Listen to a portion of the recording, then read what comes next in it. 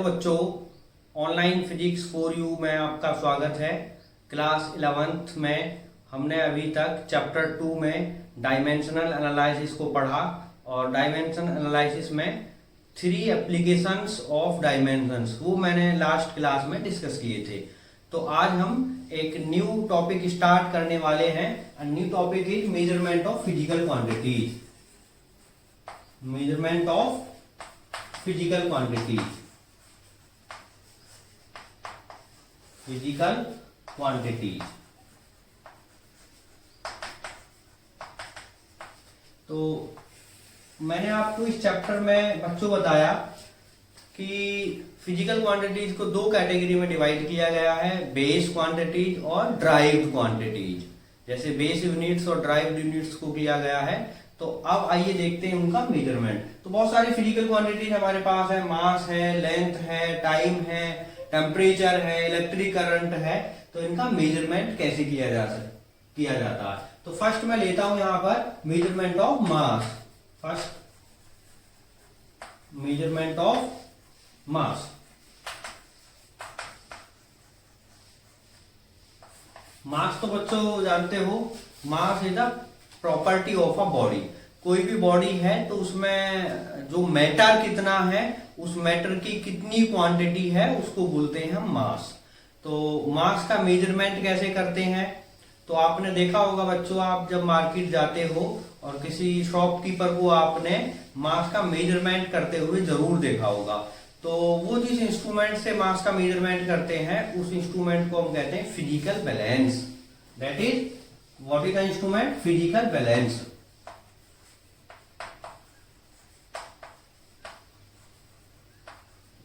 Physical balance. और आजकल market में आपको इस फिजिकल बैलेंस के प्लेस पर एक इलेक्ट्रॉनिक बैलेंस भी देखा होगा। Electronic balance. इस इलेक्ट्रॉनिक बैलेंस में आपने एक बैलेंस, एक इंस्ट्रूमेंट देखा होगा जिस पर शॉपकीपर मास का मेजरमेंट करते हैं और वहां एक डिस्प्ले आपने देखा होगा। उस डिस्प्ले पर जो भी मास होता है उसका नंबर लिखकर आ जाता है। तो ऐसी बैलेंस को बोलते हैं इलेक्ट्रॉनिक बैलेंस। तो इससे हम बहुत छोटे मासिल का मेजरमेंट नहीं कर सकते हैं और बहुत बड़े मासिल का भी मेजरमेंट नहीं कर सकते हैं। फॉर एग्जाम्पल, इस फिजिकल बैलेंस से मैं कहूंगी mass of an electron measurement करना है। तो mass of electron is very small value. It is something 9.1 into 10 to the power -31 kilogram. तो कुछ इतना वैल्यू होता है इलेक्ट्रॉन के मास का, and this value is very small value.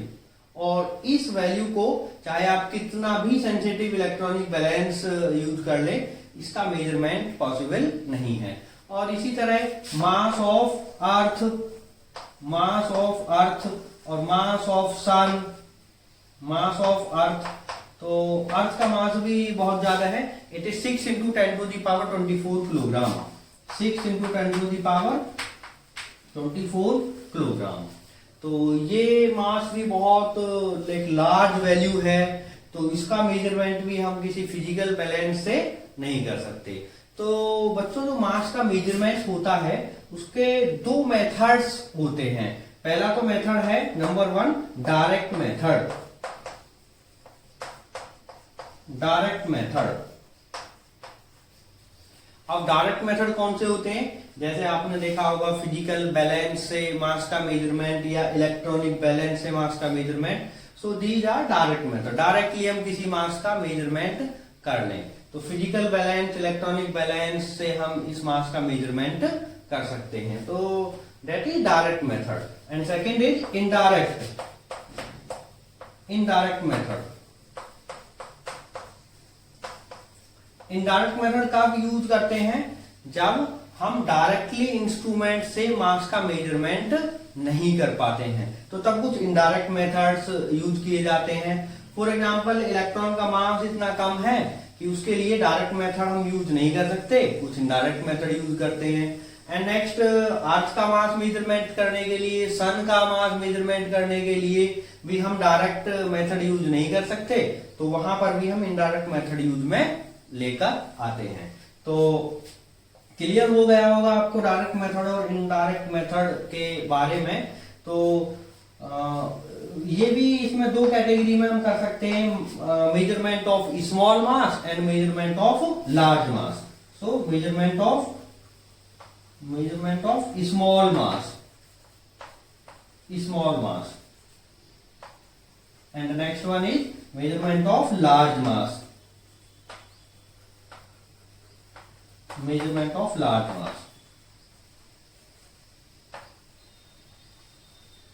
देखिए हम डेली लाइफ में जो एवरेज मासेज हैं उनसे हम खूब परिचित हैं। जैसे मास ऑफ अ चेयर, कितना मास होता है उसका मेजरमेंट कर सकते हैं। मास ऑफ मोबाइल हम कर सकते हैं। मास ऑफ अ बुक ये हम कर सकते हैं। बट बहुत छोटे मासेज का मेजरमेंट हम कैसे करेंगे? इनडायरेक्ट मेथड से। लार्ज मासेज का मेजरमेंट कैसे करेंगे? इनडायरेक्ट मेथड से। तो जो छोटे मासेज हैं, फॉर एग्जांपल इलेक्ट्रॉन का मास है, प्रोटॉन का मास है, न्यूट्रॉन का मास है, तो इसके लिए जो स्मॉल मास का मेजरमेंट है वो किस इनडायरेक्ट मेथड से करते हैं? स्मॉल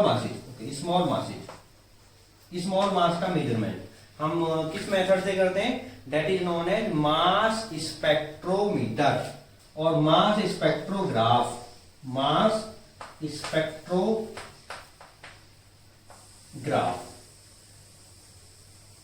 ये एक इंस्ट्रूमेंट है मास स्पेक्ट्रोग्राफ, जो छोटे पार्टिकल के मास को मेजरमेंट करता है। बट ये डायरेक्टली मेजरमेंट ना करके कुछ इनडायरेक्टली उसका मेजरमेंट करता है। किसी मास को पहले कुछ चार्ज दिया जाता है, उसको चार्ज किया जाता है और फिर उसको इलेक्ट्रिक फील्ड और मैग्नेटिक फील्ड में मूव कराया जाता है। तो वहां वो जो पाथ फॉलो करता है उसके रेडियस से मास का मेजरमेंट किया जाता है। सो this is the indirect method. और लार्ज मास के लिए कौन से इनडायरेक्ट मेथड हम यूज करते हैं? लार्ज मास के लिए कौन से इनडायरेक्ट मेथड हम यूज करेंगे? यहां हम यूज करेंगे ग्रेविटेशनल फॉर्मूला। तो कौन कौन से फॉर्मूले हैं? एक फॉर्मूला तो मैं लिखता हूं, F equals G m1 m2 upon r²। इस फॉर्मूले का यूज करके हम मास का मेजरमेंट कर सकते हैं बहुत लार्ज मास के लिए। फॉर एग्जाम्पल ये अर्थ है कोई, इट इज अर्थ, हमारी धरती माता है ये, और यहां पर कोई ऑब्जेक्ट रखा हुआ है, यहां कोई ऑब्जेक्ट रखा हुआ मास m अर्थ सरफेस पर। तो यदि हमें अर्थ कितना मास इस पर एक्सर्ट कर रही है, यदि हमें ये पता हो, तो हम इस मास की वैल्यू को इस अर्थ के मास का मेजरमेंट कर सकते हैं। ये तो नॉन मास है हमारे पास, बहुत छोटा मास है, 2 किलोग्राम, 3 किलोग्राम, 10 किलोग्राम, 100 किलोग्राम। तो हम इस अर्थ के मास का मेजरमेंट करना है, तो हम इस फॉर्मूले से इस मास ऑफ अर्थ को मेजरमेंट कर सकते हैं। मान लीजिए ये सेंटर है अर्थ का, ये रेडियस है अर्थ का, तो इस फॉर्मूले को मैं फिर से लिखता हूं, F equals G mass of earth and this is mass of this body जो नॉन है, एंड रेडियस ऑफ अर्थ भी हमें पता हो, तो हम F फोर्स पता है हमें कितना फोर्स एक्सर्ट कर रहा है, G का वैल्यू कांस्टेंट है जानते हैं, ME हमें चाहिए और M हमें ये पता है, RE भी हमें पता है। तो इस मास का मेजरमेंट हम इस फॉर्मूले का यूज करके कर सकते हैं। तो यदि इस फॉर्मूले का यूज करके इस मास को मेजर कर रहे हैं तो इसको बोलते हैं gravitational mass. It is known as gravitational mass. तो इस तरह से हम इनडायरेक्ट मेथड से बड़े बड़े मासेस का मेजरमेंट करते हैं, लार्ज मासेस का मेजरमेंट करते हैं। इसके बाद एक और मैं मैथमेटिकल कॉन्सेप्ट आपको बता रहा हूं जिससे लार्ज मास का मेजरमेंट हम कर सकते हैं, that is F equals m into g. This is Newton second law, F equal m into a. तो यदि a भी लिख दो तो I have no problem, m into a is acceleration, m is mass and F is force. तो अब मान लीजिए ये अर्थ है और अर्थ के ऊपर एक मास है a और एक मास है m और ये मूव कर रहा है ऐसे, इस तरह से, और हमें इस मास को फाइंड आउट करना है, ये मास कितना है। तो तब कैसे करें हम, हमें इस पर फोर्स का वैल्यू पता होना चाहिए, हमें इस पर ए का वैल्यू पता होना चाहिए। तो हम कर सकते हैं इस मास का मेजरमेंट इस फॉर्मूले का यूज करके। तो ये भी एक इनडायरेक्ट मेथड है, m इक्वल्स एफ अपॉन ए फॉर्मूले का यूज करके हम इस मास का मेजरमेंट कर सकते हैं। तो इस तरह से किया जाता है मास का मेजरमेंट, जिसमें हम बहुत छोटे मास से लेकर और बहुत बड़े मास का मेजरमेंट हम कर सकते हैं। तो सबसे छोटा मास यदि बात करें तो mass of electron this much 9.1 into 10 to the power minus 31 kilogram, और यदि इसका ऑर्डर ऑफ मैग्नीट्यूड हम देखें तो it is 10 to the power minus 30 kilogram. तो ऑर्डर ऑफ मैग्नीट्यूड में ये 5 से कम है तो वहां हम यही रहने देते हैं, और यदि 5 से ज्यादा है तो हम यहाँ पर एक इंक्रीज कर देते हैं। तो यहाँ 9.1 है, 9 है तो ये हो जाएगा +1 30। तो इसको बोलते हैं order of magnitude. Order of magnitude 10 to the power 10 का पावर में कितना उसका वैल्यू रहेगा। So this is order of magnitude. So what is the order of magnitude of mass of electron? It is 10 to the power minus 30 kilogram. तो जो observable universe है इसका मास कितना है, ऑर्डर उसका कितना है मास का, that is 10 to the power 55 kilogram, 10 to the power 55 kilogram. So it is very large mass, 10 to the power 55, और 10 to the power 24 अर्थ का मास है, और सन का मास कितना है, order of magnitude 10 to the power 30 kilogram. Sun के mass का order of magnitude 10 to the power 30 kilogram. तो ये मैंने आपको बताया मेजरमेंट ऑफ मास। अब हम चर्चा करते हैं यूनिट्स के बारे में, मास के कौन कौन से यूनिट्स हैं और किन किन यूनिट्स को कहां कहां हम यूज करते हैं। So next topic is units of mass. Units of mass.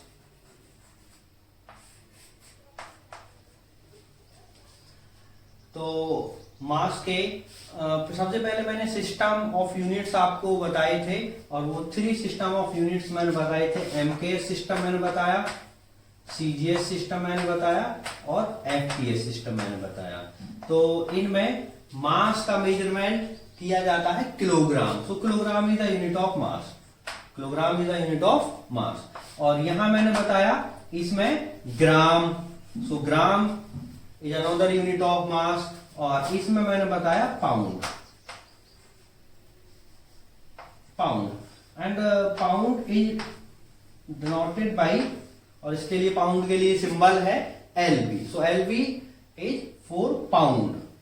Okay, kilogram का सिंबल केजी, ग्राम का सिंबल जी, और पाउंड का सिंबल है एल बी। तो ये यूनिट्स हैं। तो इनमें रिलेशन भी आप जानते हो, 1 किलोग्राम इक्वल्स कितने ग्राम होते हैं 1 किलोग्राम में, 10 to the power 3, 10 to the power 3 ग्राम। और 1 किलोग्राम में पाउंड होते हैं, 1 किलोग्राम इक्वल्स 2.2 पाउंड और 2.2 एलबी। सो इसका हम कन्वर्जन कर सकते हैं, 1 एलबी इक्वल्स 1 पाउंड इक्वल्स 1/2.2, और 1/2.2 का वैल्यू होता 0.454, 0.454 kilogram. So this is the relation between pound and kilogram, and this is the relation between kilogram and gram.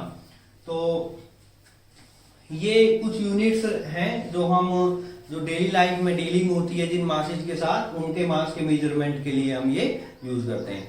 But हमारे पास कुछ स्मॉल मासेज भी हैं, और कुछ लार्ज मासेज भी हैं। तो इन स्मॉल मासेज और लार्ज मासेज का कैसे हम मेजरमेंट करते हैं, किन किन यूनिट्स में मेजरमेंट करते हैं, क्योंकि जैसे जैसे मास बढ़ेगा तो तब हम और यूनिट यूज हम करेंगे। For example I am telling you some units, quintal, यहां मैं लिख रहा हूं क्विंटल एंड टन, ये कुछ और लार्ज यूनिट्स हैं। और किलोग्राम के साथ इनका क्या रिलेशन होता है, 1 क्विंटल इक्वल्स 100 किलोग्राम, 100 किलोग्राम को कहेंगे 1 क्विंटल, और 1 टन थोड़ा और 10 का मल्टीप्लाई करेंगे तो 1000 किलोग्राम को बोल देंगे हम 1 टन। तो इस तरह से कुछ लार्ज मासेस के लिए यूनिट है। और भी यदि लार्ज मास की बात करें तो सबसे जो लार्जेस्ट यूनिट है इस मास के मेजरमेंट का, this is Chandrasekhar limit and this is CSL, Chandrasekhar limit. And 1 CSL equals, इसका रिलेशन होता है किलोग्राम के साथ, तो it is 1.4 times the mass of the sun. 1.4 times mass of the sun, और मास ऑफ द सन जानते हो 2 into 10 to the power 30 kilogram. So 1.4 into 2 into 10 to the power 30, 10 to the power 30 kilogram. So this is the relation between kilogram and Chandrashekhar limit CSL।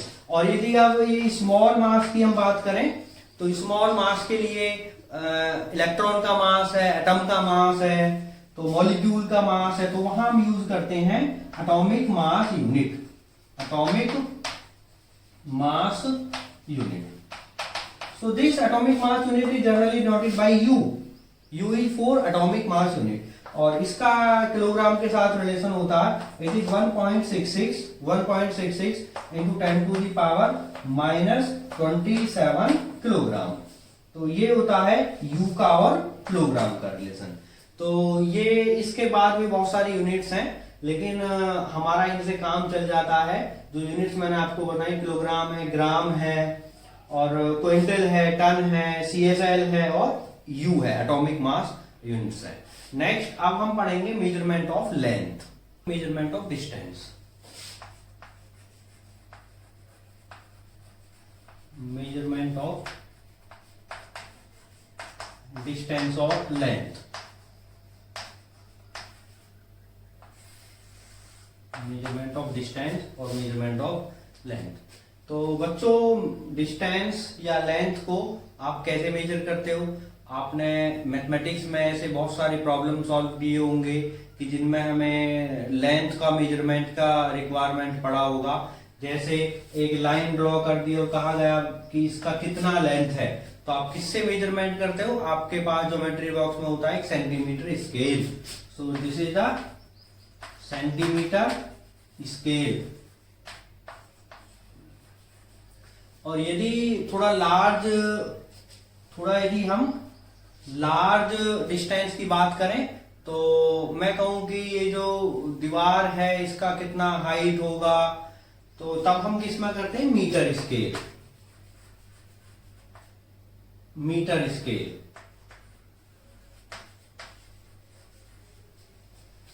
तो तब हम वहां use करते हैं metre scale. तो और भी यदि हम कहें कि बहुत छोटा इससे और लेंथ है, सेंटीमीटर से भी छोटा लेंथ है, तो तब हम कैसे मेजरमेंट करें? या कहें कि मीटर से भी बड़ा लेंथ है, बहुत लार्ज डिस्टेंस है, for example the distance between earth and moon, the distance between earth and sun.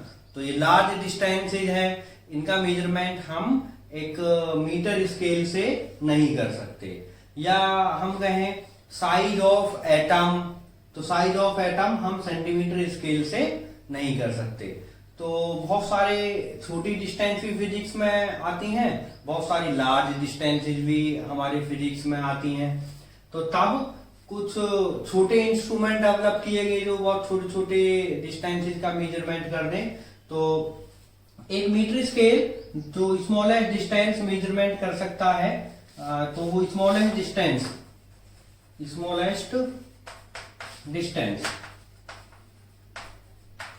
तो जो स्मॉलेस्ट डिस्टेंसेज है, जो मीटर स्केल है, तो जानते हो कितनी स्मॉल डिस्टेंस की मेजरमेंट कर सकता है? 1 mm, 1 mm। और 1 mm को हम लिख सकते हैं 0.1 centimetre. So this is the distance, smallest distance measured by the metre scale. और जो कोई इंस्ट्रूमेंट किसी छोटी फिजिकल क्वांटिटी का, जिस छोटी से छोटी फिजिकल क्वांटिटी का मेजरमेंट करता है, वो उसके लिए होती है least count. So this is the least count of metre scale, ऐसा हम बोलेंगे, this is the least count of metre scale. इसके बाद एक और इंस्ट्रूमेंट है जो इससे भी छोटी डिस्टेंस को मेजरमेंट कर सकता है, that is vernier callipers. Vernier callipers, तो ये इससे भी छोटी डिस्टेंस का मेजरमेंट कर सकता है और वो डिस्टेंस है 0.01 सेंटीमीटर, 0.1 mm और 0.01 सेंटीमीटर। तो this is the least count of vernier callipers. तो उससे भी छोटी डिस्टेंस का मेजरमेंट हुआ। और भी छोटी डिस्टेंसेस के लिए एक और इंस्ट्रूमेंट आता है स्क्रू गेज। स्क्रू गेज, तो स्क्रू गेज का जो लीस्ट काउंट होता है दैट इज 0.001 सेंटीमीटर। तो ये इस डिस्टेंस, इस छोटी डिस्टेंस का मेजरमेंट कर सकता है स्क्रू गेज। और डिस्टेंस तो इससे बहुत छोटी भी आती हैं और भी स्मॉलेस्ट डिस्टेंसेज हैं। फॉर एग्जांपल स्मॉलेस्ट डिस्टेंस की बात करें, हम स्मॉल डिस्टेंस की हम बात करें तो size of a molecule, size of a molecule and कुछ लार्ज डिस्टेंस भी हैं। और लार्ज डिस्टेंस की यदि हम बात करें तो distance between earth and sun, earth and sun, ये भी एक डिस्टेंस, लार्ज डिस्टेंस है। और या हम ये कहें कि किसी अर्थ से किसी एक प्लेनेट है, दूसरा प्लेनेट अर्थ से, तो अर्थ से उस प्लेनेट का कितना डिस्टेंस है, या फिर अर्थ से किसी स्टार का कितना डिस्टेंस है, या फिर किसी प्लेनेट का या फिर किसी स्टार का कितना साइज है, तो वो बहुत लार्ज डिस्टेंस हो जाएंगी। तो इन दोनों के लिए, स्मॉल डिस्टेंस के मेजरमेंट के लिए और लार्ज डिस्टेंस के मेजरमेंट के लिए, हम कुछ इनडायरेक्ट मेथड्स यूज करते हैं। So these were some direct methods for distance measurement and for very small distances और very large distances we use indirect methods, indirect methods. So we have a large number of indirect methods for measuring small distances and large distances. तो अभी मैं यहाँ एक ऐसा ही method, indirect method यहाँ explain करने वाला हूँ जो लॉन्ग डिस्टेंसेस के मेजरमेंट के लिए यूज होता है। और उस मेथड का नाम है पैरेलैक्स मेथड, जो आपके क्लास 11th के एनसीईआरटी सिलेबस में इंक्लूडेड है।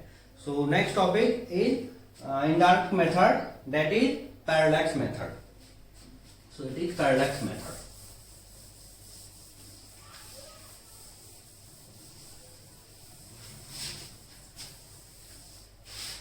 Parallax method.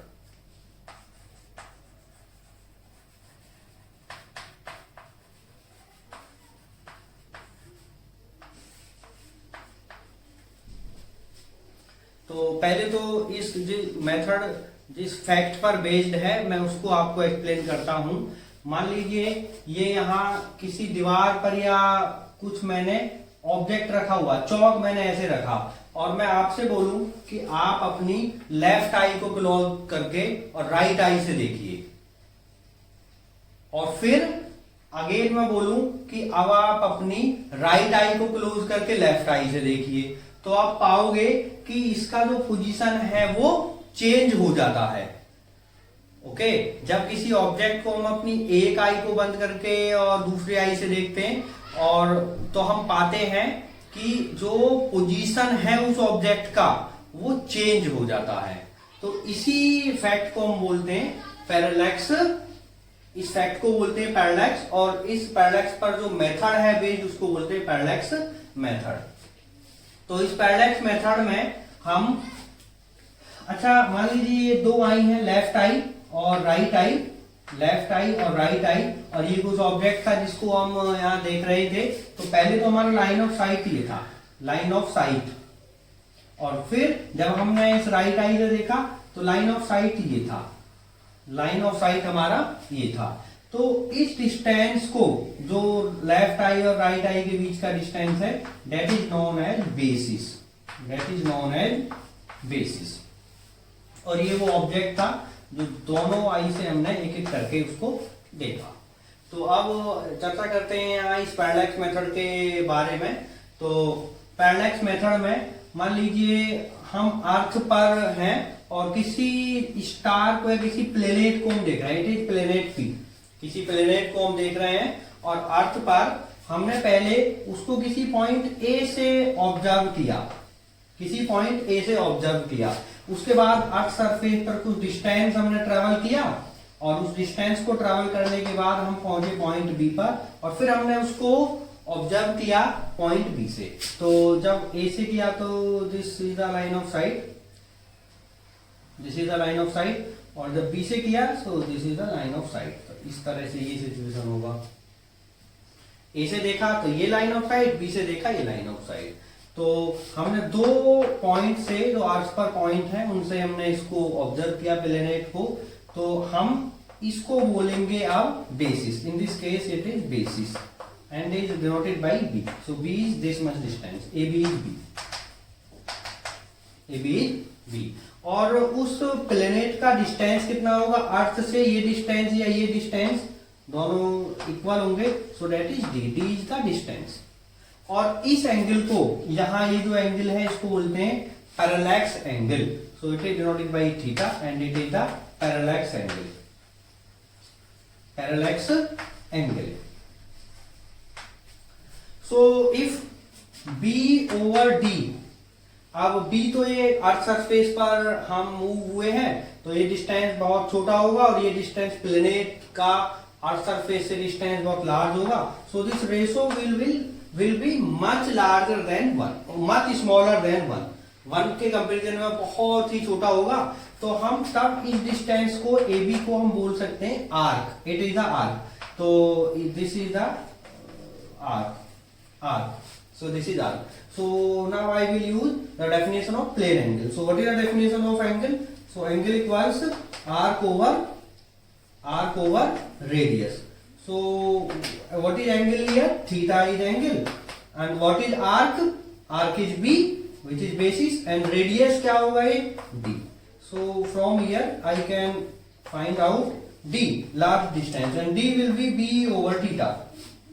तो ये बेसिस तो क्योंकि हम मूव हुए हैं ये तो हमें पता होगा, और यदि हम ये थीटा पता कर लें कि व्हाट इज दिस एंगल, तो हम क्या कैलकुलेट कर सकते हैं, क्या फाइंड आउट कर सकते हैं, इस डी को फाइंड आउट कर सकते हैं। तो ये रहा एक मेथड, इनडायरेक्ट मेथड, जो लॉन्ग डिस्टेंसेस के लिए मेजरमेंट हम कर सकते हैं। यहाँ यदि इस एंगल की बात करो तो यहाँ पर ये परपेंडिकुलर मैं ड्रॉ करूंगा इस तरह से। यदि यहाँ पर परपेंडिकुलर ड्रॉ कर दें तो इन दोनों एंगल का सम होगा ये एंगल, ये थीटा, इन दोनों एंगल्स का सम होगा। तो थीटा और बी को फाइंड आउट करके हम इस लार्ज डिस्टेंस डी को फाइंड आउट कर सकते हैं। So this was the method which is called parallax method for measuring large distance. इसके बाद इस मेथड का यूज करके, इस पैरेलैक्स मेथड का यूज करके किसी प्लेनेट का हम एंगुलर डायमीटर भी फाइंड आउट कर सकते हैं। वो कैसे करते हैं? So to find angular diameter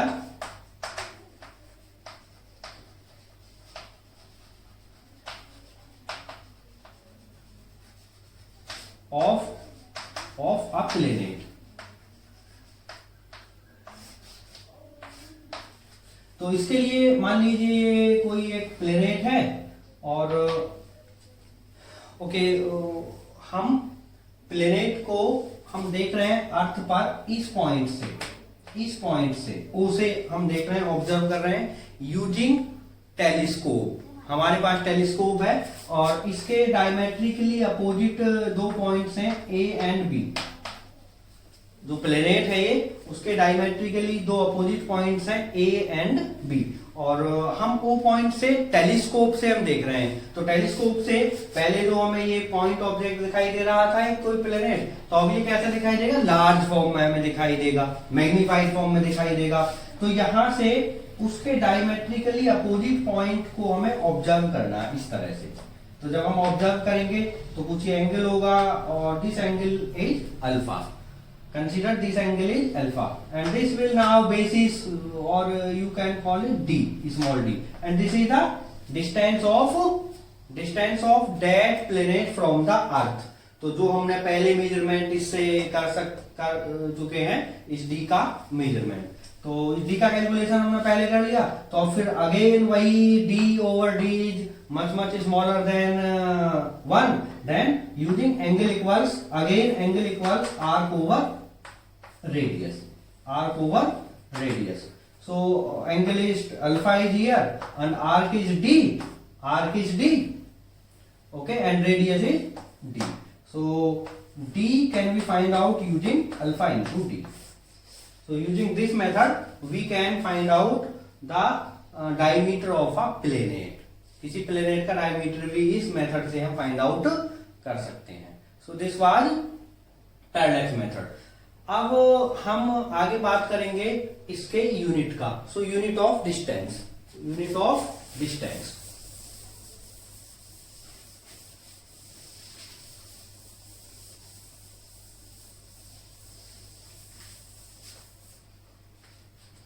unit of distance,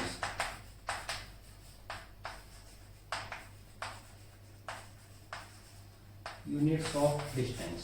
तो बहुत सी यूनिट्स हैं जो डिस्टेंस के लिए हम मेजरमेंट करते हैं।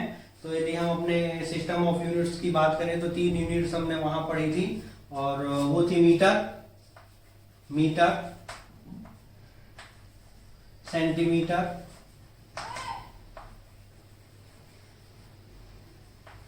मीटर, सेंटीमीटर, और एक था फुट। तो 3 यूनिट्स हमने पढ़ी हैं, जो ये तो थी एमके सिस्टम में, ये सीजीएस में, ये एफपीएस में। तो ये डिस्टेंस मेजरमेंट के लिए 3 यूनिट्स हैं। मीटर भी हम जानते हैं, 1 मीटर कितना डिस्टेंस होता है, सेंटीमीटर भी और फुट भी हम जानते हैं। तो इसके बाद बहुत छोटी यूनिट्स भी हमारे पास आती हैं, बहुत छोटी डिस्टेंस का मेजरमेंट भी करते हैं। तो जो छोटी डिस्टेंस का मेजरमेंट करते हैं तो small distance measurement, small distances. तो तब हम इस लार्ज यूनिट का यूज नहीं करते।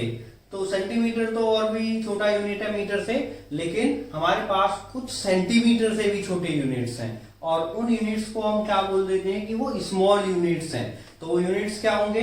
Millimetre, denoted by MM, denoted by MM.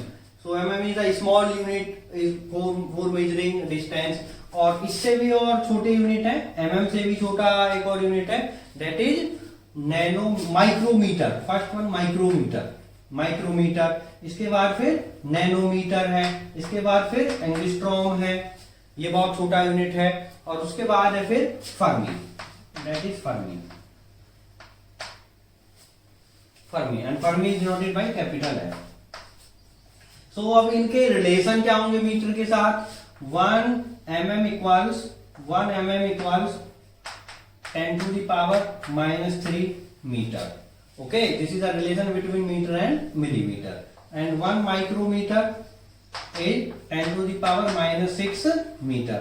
1 nanometer equals 10 to the power -9 meter. 1 angstrom equals 10 to the power -10 meter. And 1 Fermi equals 10 to the power -15 meter. तो ये हमारी बात हुई स्मॉल डिस्टेंस की measurement के लिए कुछ स्मॉल यूनिट्स का। सो this is the smallest unit of distance measuring, smallest unit. सबसे छोटा यूनिट क्या है? ये फेम्टोमीटर और फर्मी। नेक्स्ट अब बात करते हैं कुछ लार्ज डिस्टेंसेस के लिए, कुछ लार्ज डिस्टेंसेस के लिए। तो लार्ज डिस्टेंस कैसे हम मेजरमेंट करें? तो इसके लिए अभी हमने देखा कि मीटर है, मीटर से ऊपर होता किलोमीटर है, किलोमीटर भी एक यूनिट है डिस्टेंस का। और फिर उससे ज्यादा यदि देखें तो एस्ट्रोनॉमिकल यूनिट है, एस्ट्रोनॉमिकल यूनिट है। उससे भी बड़ा और यूनिट देखें तो एस्ट्रोनॉमिकल यूनिट से बड़ा पारसेक है, लाइट ईयर है, लाइट ईयर है और पारसेक है। सो These are some large units for measuring distances. तो इनके रिलेशन क्या होते हैं? 1 kilometre equals 10 to the power 3 metre. 1 kilometre equal 10 to the power 3 metre. और 1 AU. AU for astronomical unit, and it is the average distance between Earth and Sun. This is the average distance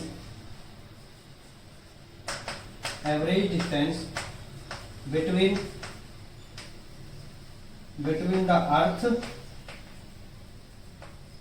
and the Sun. सन और अर्थ के बीच का ये average distance है, और ये value होता है एवरेज डिस्टेंस का 1.5 और 1.496.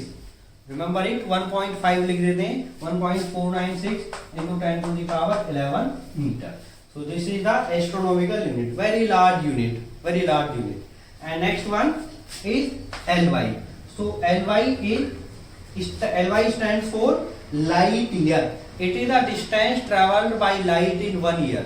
Remember, एक सेकंड में लाइट बहुत लार्ज डिस्टेंस ट्रैवल करता है, 3 लाख किलोमीटर. तो एक ईयर में कितनी डिस्टेंस ट्रैवल करेगा, तो डिस्टेंस को बोलेंगे 1 लाइट ईयर. तो 1 light year is the distance travelled by light, distance travelled by light in 1 year. 1 year. So it is a very large unit, and you can calculate this value into meter. So if we use speed equal distance over time, so you will get 1 ly equals 9.46 into 10 to the power 9.46 into 10 to the power 15 metre. तो इससे 10 to the power 11 से बड़ा 10 to the power 15. So astronomical unit से बड़ा unit है light year. और अब बात करते हैं हम पारसेक की. पारसेक को हम बोल देते हैं पैरेलैटिक सेकंड. फुल फॉर्म इसका है पैरेलैटिक सेकंड. तो पारसेक, तो इसको हम डिफाइन करते हैं कि जो AU है, average distance between sun and earth है. मान लीजिए इस डिस्टेंस को मैंने यहां पर ये ड्रॉ किया, this is 1 AU, this is 1 AU. तो कोई ऐसा पॉइंट लिया जहां पर ये 1 AU 1 second, remember 1 second is the unit for angle. तो 1 सेकेंड का एंगल यहां ड्रॉ करे, 1 आर्क सेकेंड का एंगल यहां ड्रॉ करे. आर्क सेकेंड मीनिंग ये आर्क है, ये वेव कर रहा है एज द आर्क. तो तब हम इस डिस्टेंस को जो d होगा, ये इस d को क्या बोलेंगे, d इक्वल्स 1 पारसेक. और 1 पारसेक कब बोलेंगे, if this arc is equal to 1 AU and this is 1 second. So you can calculate using the formula angle equals arc over radius. Angle equals arc over radius. So what is angle? Angle is 1 second. So first convert 1 second into radian and put value this here. And arc is 1 AU, and 1 AU you know 1.496 into 10 to the power 11 meter. And then put the value of then you will find the value of radius, and which will equal to 1 parsec. And I am writing the value of 1 parsec here. 1 parsec, 1 parallelic second. It is 3.08 into 10 to the power 16 meter. 3.08 into 10 to the power 16 meter. So यहाँ देखना, light year में 10 to the power 15 and here 10 to the power 16. So this is the largest unit for measuring the distance. So what is the smallest unit? Smallest unit is Fermi, and largest unit क्या है, parsec, distance measurement के. Next topic is measurement of time. तो time का जो measurement करते हैं हम किससे करते हैं बच्चों, जानते हो, क्लॉक. क्लॉक से हम टाइम का मेजरमेंट करते हैं. और आपने देखा होगा आजकल तो आप टाइम अपने मोबाइल से भी देखते हो, मोबाइल से भी मेजरमेंट हम कर सकते हैं. तो जो बेसिक हमारे पास इंस्ट्रूमेंट है दैट इज क्लॉक, और जो बहुत एक्यूरेसी के साथ टाइम मेजरमेंट किया जाता है, या जहां से एक सेकेंड को डिफाइन किया गया है, टाइम की यूनिट को डिफाइन किया गया है, that is atomic clock. Atomic clock. तो इनमें जो एटॉमिक क्लॉक्स होती हैं, एटम्स होते हैं, वो वाइब्रेट करते हैं और कुछ वाइब्रेशंस को हम बोलते हैं कि ये इतना वाइब्रेशन करने पर 1 सेकेंड होगा। जैसे हमारे NPL national physics lab in Delhi, वहां पर सीजियम 133 एटम के वाइब्रेशन से 1 सेकेंड को डिफाइन किया गया है। तो ये इंस्ट्रूमेंट है, बेसिकली तो क्लॉक ही इंस्ट्रूमेंट है जिससे हम टाइम का मेजरमेंट करते हैं। Next, units of time. Units of time,